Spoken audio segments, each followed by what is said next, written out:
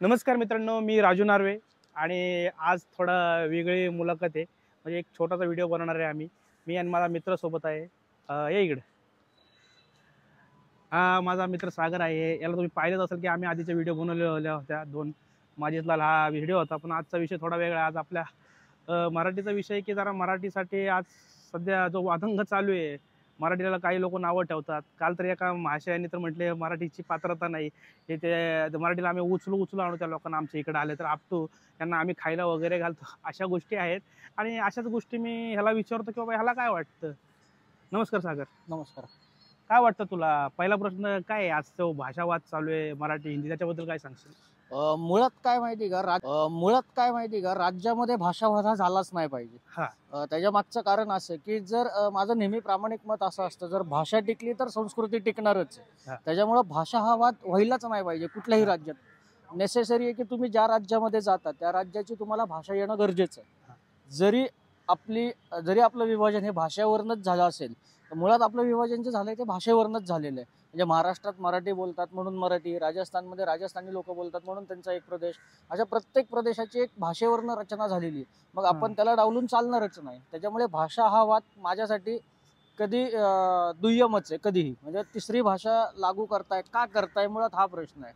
आधीच लहान पोरांवरती त्यांच्या आत्ता आपण बघतो की 2.5-3 वर्षामध्ये पोरं शाळेमध्ये आपण टाकतो. त्या शाळेमध्ये टाकल्यानंतर मुद्दा असा आहे की त्यांचं वजन आणि त्या बॅगेचं वजन सेम असतं. मग मुलांनी ते ओझं झेपायचं का अजून त्याच्यावरती भाषेचं ओझं टाकायचं हे आपल्याला कळलं पाहिजे. एवढं बेसिक आहे ते. मला असं विचारायचं आहे की आता जो मुंबईत प्रकार घडला मीरा भाईंदर मध्ये, मनसेच्या कार्यकर्त्यांच्या लोकांना मारलं, म्हणजे एका व्यक्तीला मारलं, चापट काढली, त्यानंतर त्या लोकांनी मोर्चा काढला, त्याच्याबद्दल काय सांगशील? कसं आहे माहिती आहे का, तुम्ही जर तो व्हिडिओ पूर्ण आणि नीट बघितला ना तर त्याच्यामध्ये तुम्हाला एक कळेल की तो पण किती उर्मट बोलत होता. जे मनसेचे कार्यकर्ते होते किंवा जे पदाधिकारी होते ते त्याला व्यवस्थित समजून सांगायलाच गेले होते की बाबा तू मराठीत बोल, इतक्या वर्ष तू झालं मराठीमध्ये राहतोय तर तुला ते मराठी आलंच पाहिजे. आणि त्याच्यानंतर त्यांनी जो मोर्चा काढला तो एकदम म्हणजे मला असं वाटतं की काहीच गरज नव्हती. म्हणजे ह्याच्यातनं तुम्हाला एक गोष्ट जाणवते का, तुम्ही हा विचार करा की आपल्याच राज्यामध्ये आपण आज गुलाम म्हणून राहत चाललोय. हे त्याच्या मागचं एक चांगलं तुम्हाला जर अभ्यास केला, तुम्ही जर खूप चांगला विचार केला तर ह्याच्या मागे तुम्हाला हे नक्कीच जाणवेल की आपणच आपल्या राज्यामध्ये गुलाम म्हणून राहायला लागलेलं. काल एक महाशय आहेत जे झारखंडचे खासदार आहेत, निशिकांत दुबे, ह्या व्यक्तींनी मराठी माणसाची बरं लायकीच काढली. बरोबर. मराठी माणसांना आम्ही खायला देतो, आम्ही टॅक्स भरतो वगैरे वगैरे बोलला. इतर राज्यात जेव्हा तुम्हाला उचलून आपतो. मी नक्कीच निषेध करतो. मी शशिकांत दुबेचा निषेध करतो, सदावर्तेचा निषेध करतो, सगळ्यांचाच निषेध करतो जे मराठी भाषेच्या विरोधात आहेत. इव्हन मी सरकारचा पण निषेध करतो. जो माझ्या भाषेच्या विरोधात येतो, जो माझ्या भाषेच्या मध्ये येतो, त्याला आपण कधीच प्रोत्साहन देणार नाही किंवा त्याच्या पाठीशी आपण कधीच उभे राहणार नाही. मुद्दा कसा आहे माहिती आहे का, आता त्या खासदार साहेबांना मला सांगायचं आहे की मराठी माणूस बीजेपीचा खासदार आहे. बरं, बीजेपीचे खासदार असतील. मला मुळात हे सांगायचं आहे की मराठी माणूस कधी कुठल्या राज्यात जाऊन कामं नाही करत. किंवा महाराष्ट्रामधली लोक जास्तीत जास्त जातात बेंगलोरमध्ये. ह्याच्या पलीकडे महाराष्ट्रातली लोक डायरेक्ट जातात परदेशामध्ये.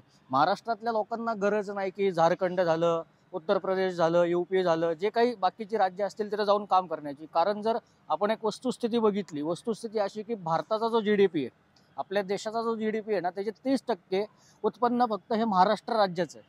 बरोबर.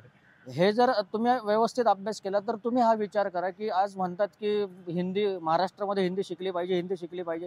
मग मी तर पुढे जाऊन असं म्हणेल की आज भारताला मराठी शिकण्याची जास्त गरज आहे. कारण आज भारतामधनं आपल्याकडे 29 राज्य आहेत. एक महाराष्ट्र सोडलं तर 28 राज्यामधनं सगळ्यात जास्त लोकसंख्या ही महाराष्ट्रामध्ये बाहेरच्या लोकांची. आणि ते जे महाशय म्हणले की आमच्यामुळे ते भाकरी वगैरे खातात, तर तसं काही नाहीये. मुळात आमच्या जीवावरती तुम्ही जगताय आणि तुमची पोटं चालली आहेत. एवढं ठाम मत आहे माझं ह्या गोष्टीवरती. आणि मला एक विचारायचं आहे की तू स्वतः हिंदी वेब सिरीज मध्ये कामं केलं, मी पाहिलेले तुझी कामं, तू करतो कामं, त्याच्याबद्दल काय तुझं मत आहे? काही लोकांचं म्हणणं असं असतं की मराठीचा आपण आवाज उठवला की तू हिंदीत काम करतो, तुला प्रॉब्लेम काय, याच्याबद्दल काय सांगतो? नाही, मुळात काय माहिती का, हिंदीत काम करणं चुकीचं काय. मी कामासाठी जातो, ज्या ठिकाणी मी काम करतो ती जी भाषा त्यांना गरजेची त्या भाषेमध्ये मी त्यांच्यासोबत संवाद साधतो किंवा बोलतो. आणि मुळात जर तुम्ही आता बघितलं, हा जर मुद्दा असेल की मी मराठीतच काम केलं पाहिजे, हिंदीत काम नाही केलं पाहिजे, तर मला सांगा, आज साऊथचे बरेच आर्टिस्ट आहेत की जे महाराष्ट्रामध्ये येऊन हिंदी पिक्चरमध्ये कामं करून गेलेली आहेत. आता तुम्ही उदाहरणच घ्यायचं झालं तर AR रहमान हिंदीमध्ये पण गाणं म्हणतात.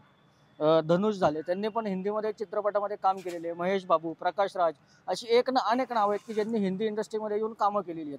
मग ते पण करोडो त्यांच्या रुपये कमावलेत त्यांनी, करोडोचा सिनेमा करतात ते. करोडाचे सिनेमा करतात, पण त्यांना त्यांच्या भाषेचा अभिमान आहेच ना. आता परवा जर तुम्ही एक गोष्ट बघितली तर तमिळमध्ये कुठेतरी एक कार्यक्रम चालला होता. त्या फंक्शनमध्ये AR रहमान स्टेजवरती होते आणि ती जी कोण अँकर होती ती बोलता बोलता हिंदीमध्ये तिने बोलायला सुरुवात केली. मग ते AR रहमान त्या स्टेजवरनं निघून गेले. म्हणजे एवढा स्वाभिमान त्यांना त्यांच्या भाषेचा आहे. मग तो स्वाभिमान आपण पण आपल्या भाषेचा ठेवावा. मग याच्यावर असा मुद्दा आहे की अजून एक तुम्हाला विचारतो प्रश्न, आपले कलाकार असं कुठं माघार घेतात का? म्हणजे कधीच आवाज निघत नाही, मराठी माणसाला मारलं जातं, चढी चूप बसतात, काही असो काही घडलं तरी ह्यांचा आवाज का फुटत नाही? कसं आहे माहिती का राजू, आता हे खूप चुकीचं आणि वाईट आहे. आपलीच माणसं आहेत, आपल्याच माणसांना मागं खेचतायत, हे खूप मोठं हे सत्य आहे. हा, आणि ह्याच गोष्टीचा फायदा आहे ना आज हा. सरकार घेत आहे किंवा इतर लोक इतर भाषिक लोक ह्याच गोष्टींचा फायदा घेत आहेत की आपणच आपल्या माणसाला मागं खेचतोय. आपण आपल्या माणसाच्या मागं ठामपणे उभं राहिलं पाहिजे. ठीक आहे, तो चुकीचा असेल तर त्याला 100% तुम्ही विरोध करा. पण दिसतंय तुम्हाला की समोरचा चुकतोय आणि हा त्या गोष्टी अडवण्यासाठी जातोय ना, तर तुम्ही ह्याला अडवू नका. तुम्ही बरोबर. समोरच्याला सांगा. म्हणजे आपल्या कलाकारांना पण माझी हात जोडून कळकळीची नम्र विनंती आहे. कलाकार असतील, व्यावसायिक असतील, जे कोणी आपल्या महाराष्ट्रामध्ये मराठी लोक मोठमोठ्या हुद्द्यांवरती असतील, त्यांना एकच विनंती आहे की भाषा जपा. भाषा टिकली तरच संस्कृती टिकणार आहे आणि हा. मराठी माणसाच्या पाठीमागे ठामपणे उभे राहा. मग आपल्या गरजू म्हणजे आपल्या पालकांना काय सांगशील? तुझे जे मुलं लहान आता त्यांना शाळेत टाकायचे मुलं, त्यांच्याबद्दल काय सांगशील तू? मला पालकांना पण एक सांगायचं आहे की मुलांना इंग्लिश आलं पाहिजे, नो डाऊट. गणित आलं पाहिजे, नो डाऊट. सायन्स आलं पाहिजे, नो डाऊट. पण आपल्या आज तुम्ही बघितलं तर तुम्ही त्यांना सेमी इंग्लिशमध्ये टाका, जेणेकरून त्याला इंग्लिश पण तेवढंच जमेल जेवढं त्याला मराठी जमेल. आणि राहिली दुसरी गोष्ट, मराठी शाळेंचा जर मुद्दा असेल तर मराठी शाळा आपल्याच मुलं मागं पडल्यात ह्याचा विचार आपण स्वतःनी वैयक्तिक केला पाहिजे. जेणे कसं झालंय, आज आपण म्हणतो की झेडपी शाळेमध्ये शिक्षण नाहीये किंवा मराठी शाळेमध्ये शिक्षण नाही. हे शिक्षण नसण्याच्या मागची कारण आपण पालकच आहोत. आता एक साधी गोष्ट आहे की जिल्हा परिषदेच्या शाळेमध्ये जर तुम्ही पटसंख्या बघितली तर 20, 25, 30 ह्याच्यावरती पटसंख्या नाही आहे. आणि तेच तुम्ही इंग्रजी शाळेमध्ये त्याच लोकांना, त्या आपल्याच पोरांना तुम्ही 1.5 2 लाख रुपये ज्युनियर KGला आणि सिनियर KGला डोनेशन भरून तुम्ही त्यांना त्या इंग्लिश मिडियममध्ये शाळेमध्ये पाठवताय. बरं, इंग्लिश मिडियममध्ये तुम्ही पाठवण्याबद्दल पण काही दुमत नाही.